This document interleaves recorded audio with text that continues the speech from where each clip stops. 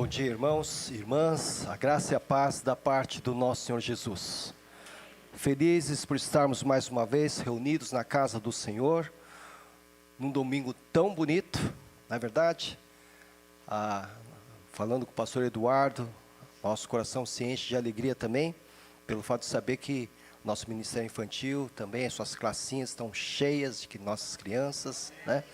Depois ele vai tirar foto aí pra gente, né? Estamos muito felizes, então, pelo trabalho da Alessandra também, né? De toda a equipe do Ministério Infantil, né? E convidamos você que não está aqui, que tem os seus filhos, que traga os seus filhos. Nosso ministério está em pleno funcionamento. Também, né, eu quero pedir aos irmãos que lembrem-se de orar pelo retiro, pelo retorno dos nossos irmãos que estão no retiro. Eu sei que muitas irmãs estão muito felizes porque suas casas estão organizadas, né, limpas, né? A bagunça vai voltar, né? A bagunça vai voltar. E quando vocês forem para o retiro das mulheres, né, vocês vão ficar com um bom tempo ali, tranquilo, mas quando voltarem para casa, a bagunça também estará aguardando por vocês, com toda a certeza. Orem para que o retorno seja abençoado, né? E eu tenho certeza que eles também estão, de alguma maneira, nos assistindo, né? Aproveitem bem, né? Aproveitem bem e voltem bem. Vamos abrir as nossas Bíblias, então, no Evangelho de Marcos, capítulo 16. Hoje, último domingo de agosto, nós encerramos os estudos sobre o Evangelho de Marcos. Estudamos hoje capítulos 15 e 16, né? Na verdade o 16 eu deixei aqui na minha sala, eu deixei aqui para trazer para os irmãos, mas encerramos os estudos sobre o Evangelho de Marcos. A partir do domingo que vem, ceia do Senhor, né? Nós teremos o início dos estudos sobre a doutrina do Espírito Santo, né? Então, professores, alunos interessados, né, sobre o estudo da doutrina do Espírito de Deus, né, venham, vamos estudar juntos doutrina fundamental para a vida da igreja. Todo primeiro domingo nós convidamos o irmão Mário, ele traz seus livros aqui. Você pode também procurar nos livros, né, que ele traz aqui, aquilo que vai te apoiar no estudo da palavra de Deus, não somente sobre a doutrina do Espírito, mas sobre toda a doutrina da palavra de Deus, ok? Então, Marcos capítulo 16, na minha versão está assim: quando terminou o sábado, Maria Madalena, Salomé e Maria, mãe de Tiago, compraram especiarias aromáticas para ungir o corpo de Jesus. No primeiro dia da semana, bem cedo ao nascer do sol, elas se dirigiram ao sepulcro, perguntando umas às outras: quem removerá para nós a pedra da entrada do sepulcro? Mas quando foram verificar, viram que a pedra, que era muito grande, havia sido removida. Entrando no sepulcro, viram um jovem vestido de roupas brancas assentado à direita e ficaram amedrontadas. Não tenham medo, disse ele. Vocês estão procurando Jesus o Nazareno que foi crucificado. Ele ressuscitou, não está aqui. Vejam o lugar onde o haviam posto. Vão e digam aos discípulos dele e a Pedro: ele está indo adiante de vocês para a Galiléia. Lá vocês o verão, como ele lhes disse. Quero falar aqui sob o título Jesus ressuscitou. Não tenham medo. Jesus ressuscitou. Não tenham medo. Eu quero propor aqui 3 verdades que nós encontramos neste pequeno trecho que nós acabamos de ler. A primeira verdade a respeito da ressurreição de Cristo Jesus é que, em primeiro lugar, ele de fato morreu. Para haver ressurreição, há de ser precedida pela morte física. Então vejamos, o texto diz aqui no versículo de número 1, que elas saíram, né, terminado o sábado, muito pela manhã, elas saíram para ungir o corpo de Jesus, o seu cadáver. De fato, ele morrera. não havia recebido aquele tratamento que alguns recebiam, né, na questão da sua morte. O corpo era ungido, era perfumado, preparando-o para a sepultura, e essas mulheres viram onde ele havia sido sepultado, guardaram na sua memória, prepararam os aromas, né, os perfumes, e foram até o local, indicando que de fato Jesus havia morrido. É uma realidade. Outra coisa que nós podemos destacar aqui, que ele, capítulo 15, versículo 37, ele mesmo, nós estudamos isso na escola bíblica dominical, ele mesmo voluntariamente, no momento que ele quis, entregou a sua vida. Versículo 37, mas Jesus com um alto brado expirou, morreu. Ele de fato morreu, ele entregou a sua vida. Ele vai experimentar esse fenômeno que é comum a todos nós, essa realidade que é comum a todos nós. Ele de fato morreu. Versículo 39 do capítulo 15, quando o centurião que estava em frente de Jesus ouviu o seu brado e viu como ele morreu, disse, realmente este homem era o Filho de Deus. O centurião, um soldado pagão, gentil, acostumado às guerras, a ver a morte de perto. Então ele olha para a cruz e ele vê, esse homem morreu, ele entregou a sua vida, de fato morreu, e diante de todas aquelas circunstâncias, ele conclui que ele era o Filho de Deus. Também verificamos, a partir do versículo 44, do capítulo 15, que Pilatos ficou surpreso ao ouvir que ele já tinha morrido. Chamando o centurião, perguntou-lhe se Jesus já tinha morrido. Ele foi se certificar, ele morreu mesmo? Porque, como eu disse na sala, a morte por cruz ou por crucificação era uma morte lenta. As pessoas levavam dias para morrer. E Jesus havia sido crucificado às 9 horas e às 15 horas já estava morto. Eu falei, mas como assim? Morreu? Já morreu? Como assim? Confere isso para mim. Né? E o centurião chega, ele morreu. Então, é aí que ele vai entregar o corpo de Jesus para José de Arimateia. Então, e ele foi o quê? Ele morreu crucificado. Né? O anjo que recebe as mulheres lá no sepulcro, ele diz, não tenham medo, vocês estão procurando Jesus o Nazareno que foi crucificado. Todo o texto, portanto, nos indica que ele de fato experimentou a morte. Agora, por que é que estou insistindo nisso? Lembre-se que nós estamos sempre destacando a doutrina da Trindade. Deus é 3 pessoas. Cada pessoa é plenamente Deus, mas há um só Deus. E alguns perguntam, pode Deus morrer?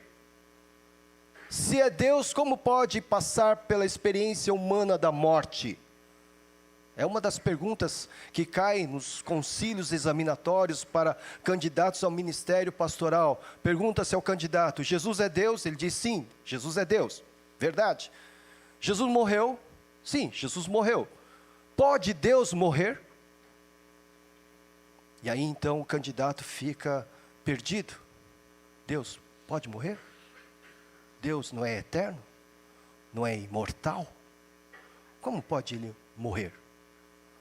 Irmãos e irmãs, para que nós pudéssemos ser salvos, para que nós pudéssemos ter a eternidade ao lado dele, Jesus morreu.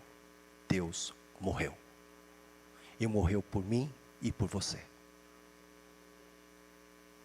É o sinal da sua humilhação em nosso favor. Embora sendo Deus todo-poderoso, onipotente, onisciente, onipresente, Rei dos reis, Senhor dos senhores, ele passa pela experiência da morte. Porque me amou, porque te amou, porque nos amou. De fato ele morreu. Não há dúvidas a respeito disso. Todo o texto comprova que ele morreu, ele, Jesus, Filho de Deus, Deus Redentor, ele passa pela experiência da morte porque nos ama. Precisava passar por isso? Não. Podia decretar a nossa salvação. Sejam salvos. Pronto. Mas ele passa por todo esse processo de humilhação. Por quê? Porque ele nasce em nosso meio, nasce numa manjedoura, cresce no nosso meio, vive entre nós. E quando chega o seu tempo, ele entrega a sua vida por nós. Pai, nas tuas mãos entrego o meu espírito. Sem que houvesse necessidade para isso. Quando os soldados foram prendê-lo no Getsêmani, está em outro relato evangélico, Pedro saca de uma espada, porque acha que alguém tem que fazer alguma coisa. Ninguém pode deixar isso ir tão longe. Saca da espada, vai na cabeça do soldado, ele corta a orelha do soldado chamado Malco. Cortou a orelha porque ele deve ter desviado a cabeça, porque era para ser no meio da cabeça. E Jesus o repreende. Diz, escuta, você não acha que agora eu poderia nesse momento convocar 6 legiões, 12 legiões de anjos, 12 legiões de anjos, para que estivessem aqui, ao meu auxílio? Um anjo no Antigo Testamento matou 185 mil soldados assírios.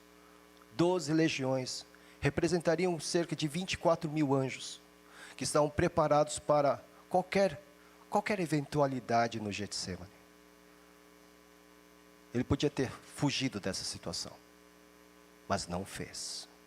Ele passa pela experiência da morte, porque ele precisava nos representar ali, ele precisava mostrar que ele estava no nosso lugar, porque o salário do pecado é a morte. Sem a morte, não há como dar conta da questão do pecado. Alguém, portanto, tem que morrer em nosso lugar. E ele morreu em nosso lugar. Deus Redentor morreu em nosso lugar. Então, de fato, ele morreu. Morreu por mim e por você. De fato, ele derramou sangue. De fato, ele sofreu na cruz. A grande tragédia na história da cristandade é que muitos pararam aí. Julgam que Jesus permanece ali pendurado na cruz, ainda hoje. Julgam que Jesus reina no reino dos mortos, para receber os nossos entes queridos que também passam por essa experiência. Julgam que ele só vai dar conta apenas do reino eterno e não do reino da terra. Penduraram-no numa cruz e ali mantêm-no na cruz, como se nada ele tivesse a ver com a nossa vida hoje. Por isso intitulei o sermão desta manhã, Jesus ressuscitou, Ele está vivo, não tenham medo. Por ser invisível aos nossos olhos, muitos cristãos vivem como aquilo que alguém está chamando de ateísmo cristão. Sabe o que é o ateísmo cristão? Creem na existência de um Deus, mas vivem como se Ele não existisse. Esse é o ateísmo cristão. Creem no seu discurso, na sua fala, na sua palavra, num Deus, mas vivem na prática como se Ele não existisse, porque não vem. Ele não é tangível. Não falamos com Ele face a face, como falamos com nossos parentes. Então vivem como se Ele não existisse. Mas vivo está o Senhor. A fé envolve sempre o invisível, irmãos. Aprendam com isso. Quando eu digo fé, eu estou sempre envolvendo o invisível, porque se eu vir, se os meus olhos contemplarem, deixa de ser fé. Não há fé, não podemos falar de fé sobre coisas visíveis, daquilo que está diante de nós. Só podemos falar de fé sobre coisas invisíveis, e crendo nas coisas invisíveis como se visíveis fossem. Ele não está aqui visivelmente, mas está aqui. Ele não está falando conosco aqui diretamente, pessoalmente, mas está falando ao coração de cada um. Morreu. Sim, por nós, sacrifício, substitutivo, vicário, propiciatório, expiatório, morreu, mas ressuscitou. Eis a outra grande realidade deste texto. Se sua morte foi real, como atesta a própria palavra de Deus, sua ressurreição também. Ou seja, ele voltou a viver, ele voltou à vida, porque ele, como declarou a Marta, ele é a ressurreição e a vida. Ele tem poder sobre a morte. O texto então nos ensina que no primeiro dia da semana, portanto no domingo, e é por isso que nós cristãos separamos o domingo como nosso 7º dia, porque não foi num domingo, no primeiro dia da semana que ele ressuscitou. Foi no primeiro dia da semana que ele se revela a João na ilha de Pátimos e revela todo o livro do Apocalipse. É o dia da igreja. Então aqueles que querem contestar, não, vocês não separam um sábado, não. Nosso sábado é o primeiro dia da semana. É nesse dia que nós dedicamos e devemos dedicar o nosso coração a esse que morreu por nós. Me preocupa muito quando nós invertemos a escala das nossas prioridades na vida. Eu sei que a vida é muito agitada, corrida, pesada, tá? Temos que trabalhar muito para levantar o nosso sustento. E nós, então, julgamos que temos o direito, e temos sim, claro, de separar um tempo para o nosso lazer e para o nosso descanso. Mas por que deixamos Deus em segundo plano? Se é Ele que concede aquilo que nós necessitamos, se Ele nos concedeu aquilo que mais precisamos, a nossa salvação através da morte do Seu Filho, da ressurreição, que nos garante a salvação eternamente, por que é que nós deixamos Ele em segundo plano? Quando agendamos um domingo, um sábado, um final de semana, eu digo, não, eu mereço. E eu fico me perguntando se Deus tivesse o mesmo raciocínio de alguns e dissesse, estou cansado de sustentar o Kenji na semana, eu vou tirar o final de semana para eu tirar uma folga do Kenji. O que seria de mim? Estou cansado de ouvir as orações do Kenji, suas petições e tal. Chega, vou separar o sábado para eu descansar um pouquinho, não ouvir mais a voz dele, né? Eu mereço. Ele teria todo o direito. Mas ele não o faz. E nunca fará. Porque nos ama. O que move o coração de Deus para nos atender nos nossos desejos mais equivocados que sobem ao nosso coração, o que move o coração de Deus é o amor sacrificial que Ele tem por mim e por você.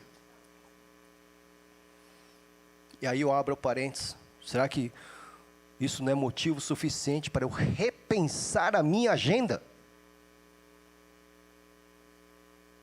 Será que isso não é, Deus, estou ocupado demais no meu trabalho, eu tenho esse problema, aquela dificuldade, me dá um tempo. Quando eu tiver vontade, eu buscarei a tua face. Diante daquilo que nós acabamos de ler. Ele morreu. Não precisava morrer. Morreu por mim e por você. Por nós. Não precisava. Para que nós pudéssemos ter vida. E essa vida, essa salvação, esse perdão, ele tem o selo da eternidade. Sabe por quê? Porque ele ressuscitou. Para manter sempre vivo o meu perdão. Olhe um pouquinho lá para trás, lá no Antigo Testamento, quando os sacerdotes e o sumo sacerdote precisavam apresentar o sangue do sacrifício dos animais no templo, né, ou no tabernáculo, e aí eles traziam os animais, e então o adorador, o fiel, chegava, dizia, pegava o seu melhor animal, e diante do sacerdote impunha suas mãos e dizia em outras palavras, eu estou transferindo a culpa dos meus pecados para este animal.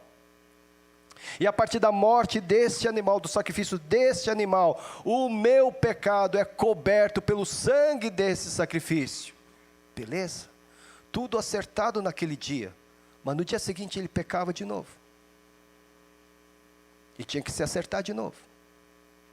E aquele sacerdote, ou sumo sacerdote, que garantiu que toda essa cerimônia pudesse ser feita, esse sumo sacerdote, esse sacerdote, também não era eterno, também vinha morrer, era pecador também e vinha morrer.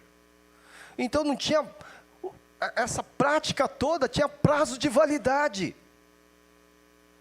Então ele tinha que fazer sempre, e tinha que contar também com a vida terrena do sacerdote, que recebia o seu sacrifício, que também era pecador.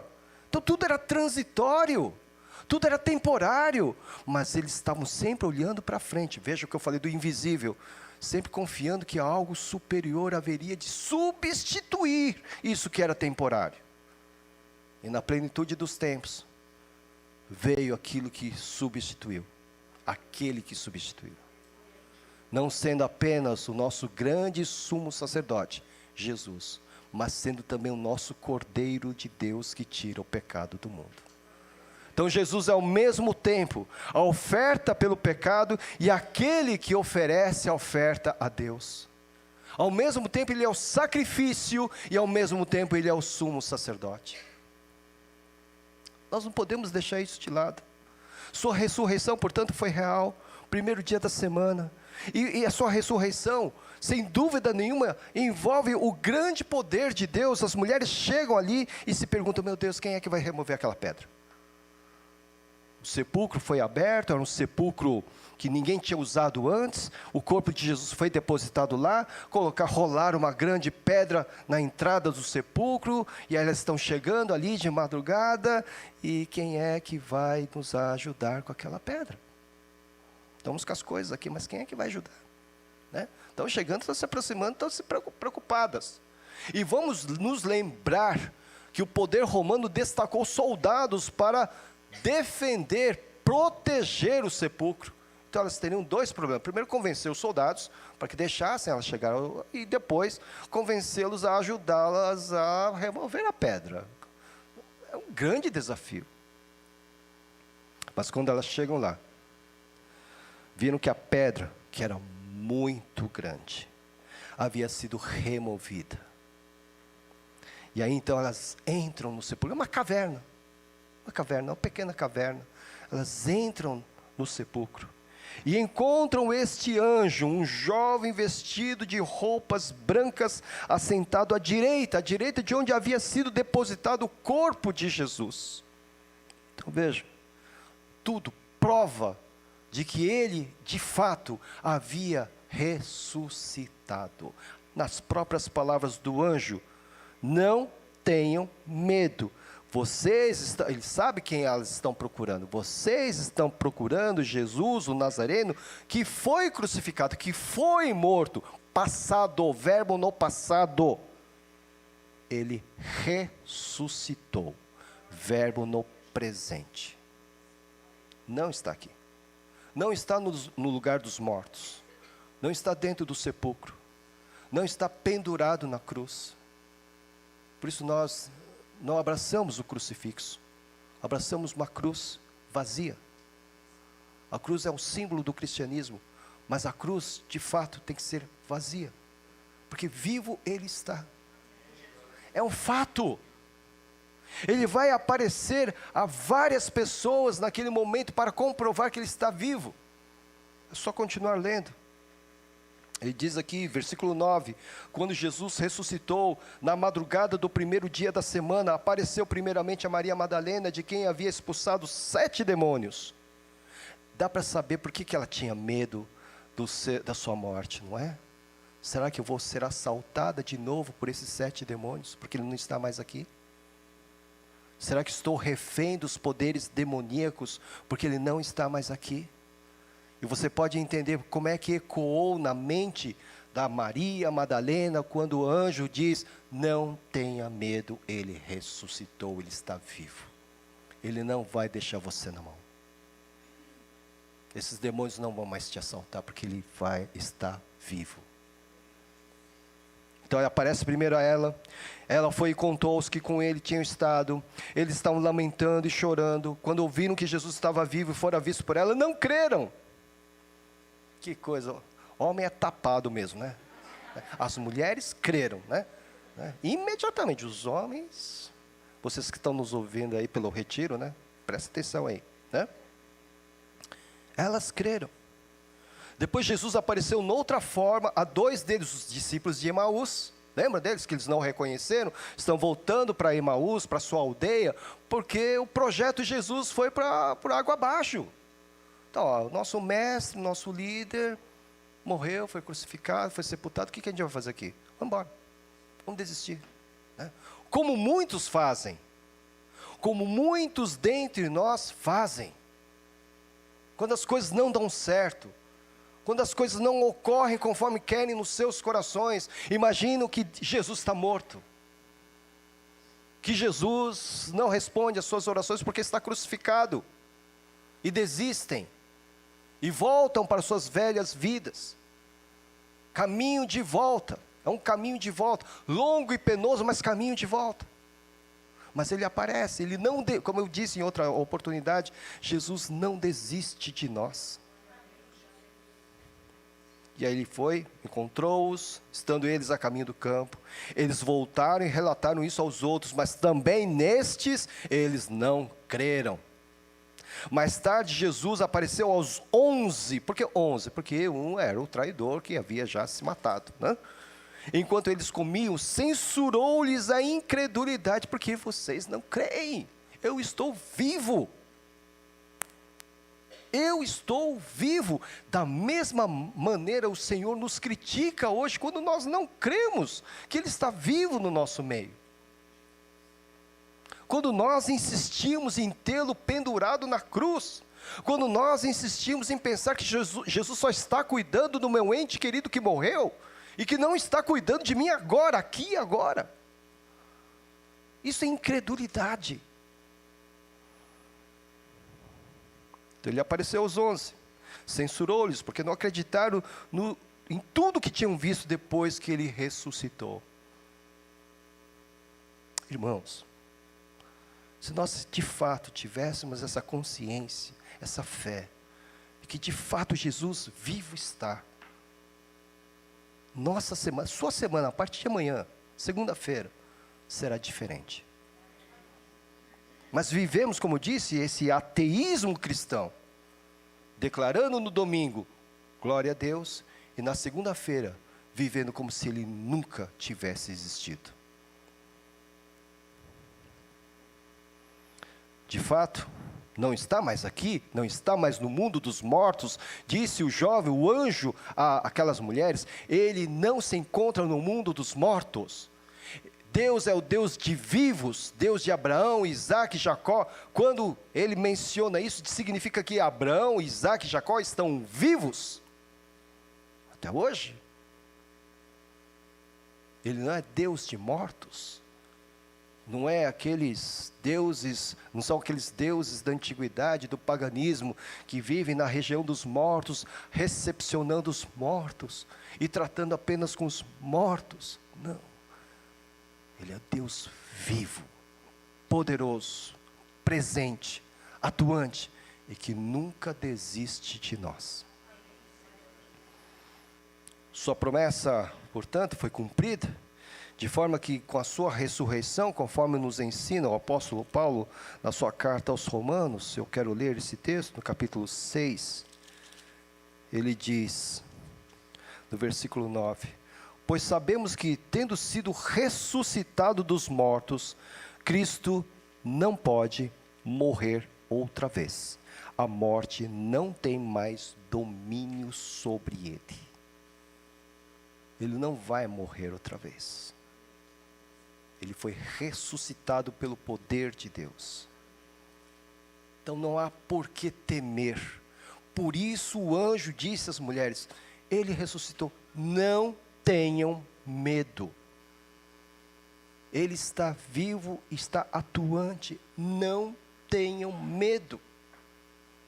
Ele não está limitado às dimensões celestiais, ele continua Rei dos Reis aqui nesta terra. Tudo que ele prometeu, ele o cumpriu.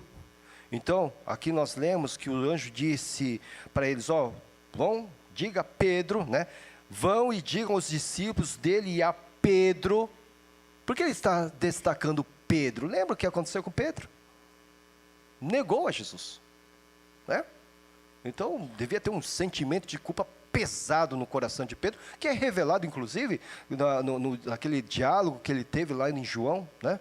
Pedro, você me ama? Eu te amo, tal. Está revelando ali, né? Mas esse recado é para os discípulos e para Pedro. Pedro, está tudo bem. Você me negou, mas está tudo bem. Vamos continuar, né? Satanás pediu a sua vida, mas eu orei por você. E está tudo bem. É um recado pessoal. Como é um recado para cada um de nós que falhamos. Quando nós nos enganamos, imaginando que Jesus não está conosco no nosso problema, que Jesus não está respondendo a minha oração na hora da minha crise, é uma palavra de conforto a mim e a você. Está tudo bem, você não acreditou, você não creu, mas estou com você.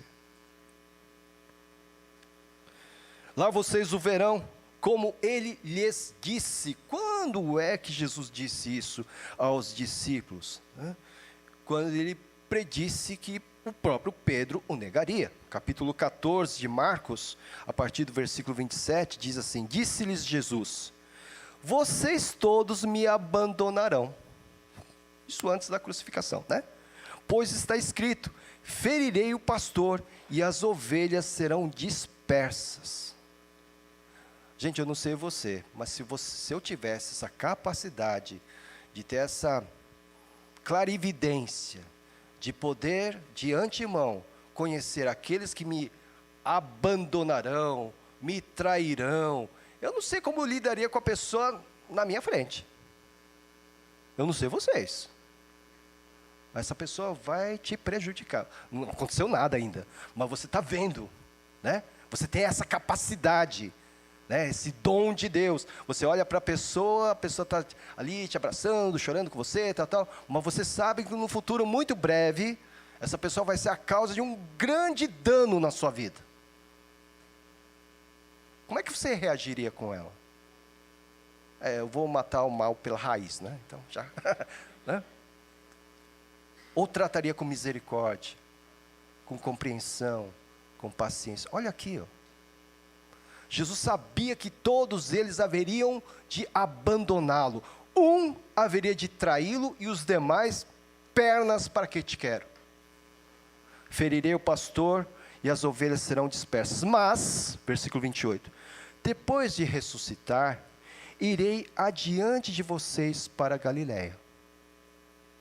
Eu vou esperar por vocês na Galiléia. Ir adiante é o papel de um pastor. O pastor vai estar sempre adiante do seu rebanho, nunca atrás do seu rebanho. Adiante porque ele aponta o caminho, ele conduz o seu rebanho, leva para os pastos verdes, para as águas tranquilas e também para proteger dos predadores. Vou esperar por vocês na Galiléia. Ele já tinha dito isso para eles. Então ele cumpriu o que ele prometeu. É por isso que elas deveriam transmitir essa mensagem, que eles não deveriam ter medo, porque tudo aquilo que ele havia prometido estava sendo cumprido. E esta, portanto, é a pregação da igreja. O fato da sua ressurreição, a promessa da sua ressurreição, a importância da sua ressurreição, não somente para fazer calar os nossos medos de hoje e de amanhã, mas o fato que a sua ressurreição nos garante eternamente a nossa salvação. Paulo, na sua primeira carta aos Coríntios, ele vai tratar isso no capítulo 15. Irmãos, quero lembrar-lhes, a igreja de Corinto, aquela igreja complicada, confusa, né? Que graças a Deus eu não sou pastor da igreja de Corinto. Graças a Deus, né? Complicado. Mas ele diz: irmãos, quero lembrar-lhes o evangelho que lhes preguei, o qual vocês receberam e no qual estão firmes. Por meio deste evangelho vocês são salvos, as boas novas do reino, né? Desde que se apeguem firmemente à palavra que lhes preguei. Caso contrário, vocês têm crido em vão. Pois o que primeiramente lhes transmiti foi o que recebi, que Cristo morreu pelos nossos pecados. Prestaram atenção? Cristo morreu pelos nossos pecados, porque se Ele não tivesse morrido pelos nossos pecados, pelos meus pecados, eu estaria condenado eternamente. Seguindo a leitura, segundo as Escrituras, foi sepultado, morreu, foi sepultado e ressuscitou no terceiro dia, segundo as Escrituras, e apareceu a Pedro e depois aos 12, comprovando aí a sua ressurreição. Versículo 12. Ora, se está sendo pregado que Cristo ressuscitou dentre os mortos, como alguns de vocês estão dizendo que não existe ressurreição dos mortos? Só porque não está acontecendo agora? Só porque a sua oração não foi atendida em relação ao enfermo que veio a falecer? Como é que está dizendo que não existe ressurreição? Se Cristo ressuscitou? Se não há ressurreição dos mortos, nem Cristo ressuscitou. E se Cristo não ressuscitou, é inútil a nossa pregação, como também é inútil a fé que vocês têm. Irmãos, a nossa grande esperança está nele. Esta vida passará. Nós não temos por que depositarmos a nossa esperança nesta vida. Versículo 19 do capítulo 15 de 1 Coríntios. Se é somente para esta vida que temos esperança em Cristo, somos de todos os homens, pagãos, gentios, bárbaros, de todos os homens, os mais dignos de compaixão. O sentido da nossa vida não está aqui. A nossa ressurreição não é para esta terra. Nós não receberemos um novo corpo, uma nova vida para esta terra, mas para aquela que Ele nos preparou, que olho não viu, nem ouvido ouviu, nem subiu ao coração do homem, o que Ele tem preparado para aqueles que o amam. Sua promessa foi cumprida exatamente como Ele disse, e esta é a nossa pregação. A nossa esperança está nele e não nas coisas daqui. Vejamos, você pode obter tudo nesta vida, tudo, todas as riquezas materiais, tudo, mas que vale tudo isso se você perder a sua alma? O autor de Eclesiastes, provavelmente foi Salomão, ele correu atrás de tudo, riqueza, poder, sexo, tudo, e tudo ele obteve. O sonho de todo homem secular, dinheiro, poder e sexo, tudo. Ele alcançou tudo, teve tudo. Um harém de 1000 mulheres, riquezas, tronos. Ele era o rei. Mas ele conclui, tudo foi como correr atrás do vento. Tudo foi em vão. Nada disso valeu a pena. Um texto bem pessimista nas Escrituras, mas na verdade um texto realista. Porque o sentido da nossa vida não está aqui. Se é somente para esta vida que temos esperança em Cristo, esta vida que você vai enfrentar amanhã, segunda-feira, na sua rotina, né? Se a nossa esperança em Cristo só está nesta vida, somos os mais miseráveis dos seres humanos, os mais dignos de compaixão, porque nossa vida realmente, nesse caso, não tem sentido nenhum.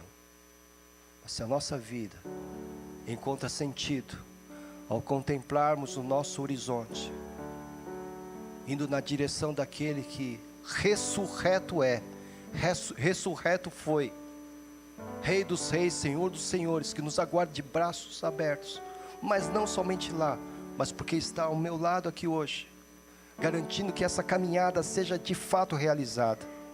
Então serei o mais feliz de todos os homens, de todos os seres humanos. Ele ressuscitou, irmãos. Ele está vivo. Não tenha medo. Ele não nos desampara, nunca nos desamparará. Conhece cada detalhe das nossas lutas, sabe o que sofremos, porque Ele também sofreu por nós. está agora ao seu lado. Está ministrando ao seu coração através do seu Santo Espírito, comunicando aquilo que você tem procurado nesses últimos dias: paz. E a sua paz não é a paz que o mundo dá ou pode oferecer, é a paz que ultrapassa todo entendimento. Paz inexplicável. Adversidades continuam, mas algo toma conta do nosso coração de tal modo que eu tenho uma certeza inexplicável de que tudo já está resolvido, porque Ele está à frente. Vivo está, ressuscitou, não tenha medo. Ele não é Deus dos mortos, é Deus dos vivos. E todos nós, diante dele, somos seus filhos. Vamos louvar esse Deus. Vamos cantar.